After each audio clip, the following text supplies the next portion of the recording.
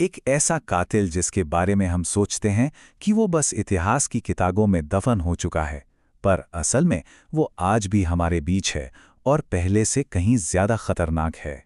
जरा इस नंबर को देखिए, 12,50,000। ये कोई छोटा मोटा आंकड़ा नहीं है। ये उन लोगों की गिनती है जिनकी जान सिर्फ 2023 में ट्यूबरकुलोसिस यानी टीबी ने ले ली। सोचिए, युद्ध, मलेरिया, टाइफॉइड, इन सबको मिला दें तब भी ये आंकड़ा ज्यादा है। और यहीं पर ये पूरी कहानी ना एक बहुत ही अजीब और दुखद मोड़ लेती है। पता है सबसे चौंकाने वाली बात क्या है? ये बीमारी जो आज भी लाखों जानें ले रही है, इसका इलाज हमारे पास पिछले 70 सालों से है। जी हाँ, 1950 से ही हम इसे ठीक कर सकते हैं। तो सवाल सीधा सा है, और यही आज हमारी पड़ताल का मुद्दा भी है। आखिर क्यों एक ऐसी बीमारी जिसका इलाज मौजूद है, वो आज भी हमारी सबसे बड़ी दुश्मन कैसे बनी हुई है? तो देखिए, ये जो बड़े बड़े आंकड़े हैं ना, इनके पीछे असल इंसानों की कहानियां हैं। और उन कहानियों को समझने के लिए हमें सबसे पहले एक बहुत बड़ी गलतफहमी को दूर करना होगा। एक ऐसी गलतफहमी जो शायद हम में से ज्यादातर लोगों को टीबी के बारे में है।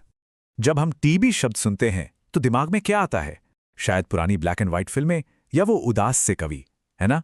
ऐसा लगता है कि ये तो भाई अतीत की कोई बीमारी है।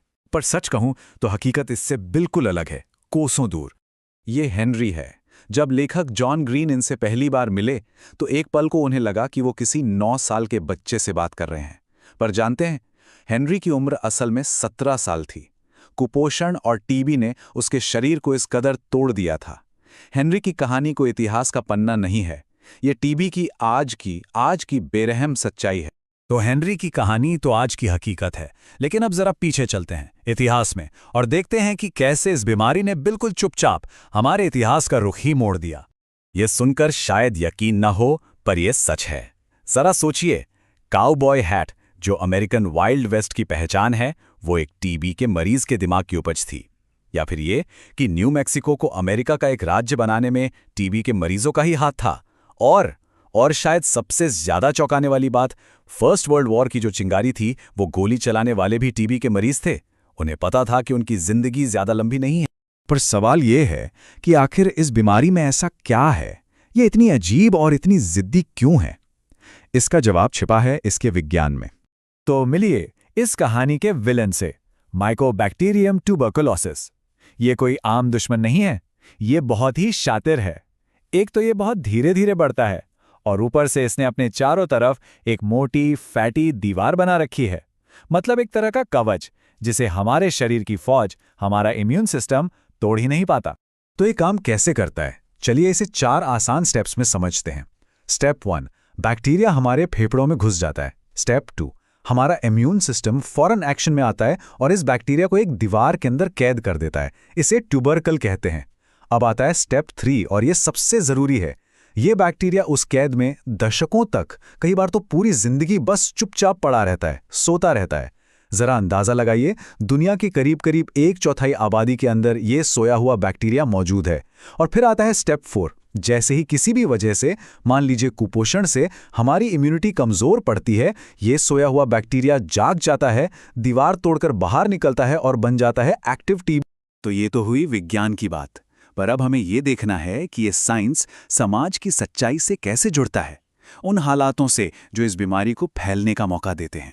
डॉक्टर बेला बेरी का ये जो कथन है ना, ये हमें उस गुत्थी को सुलझाने में मदद करता है कि टीबी और गरीबी का रिश्ता इतना गहरा क्यों है। क्योंकि देखिए, टीबी सिर्फ एक मेडिकल प्रॉब्लम नहीं है, ये कहानी है सामाजिक अन्याय की। अब ये नक्शा देखिए, ये सिएरा लियोन का रेल मैप है, औपनिवेशिक काल का। पहली नजर में शायद ये बिल्कुल आम सा लगे, लेकिन जरा गौर से देखिए कि ये रेल लाइनें कहां से शुरू हो रही हैं और कहां जाकर खत्म हो रही हैं। एक बहुत ही परेशान करने वाला पैटर्न दिखेगा।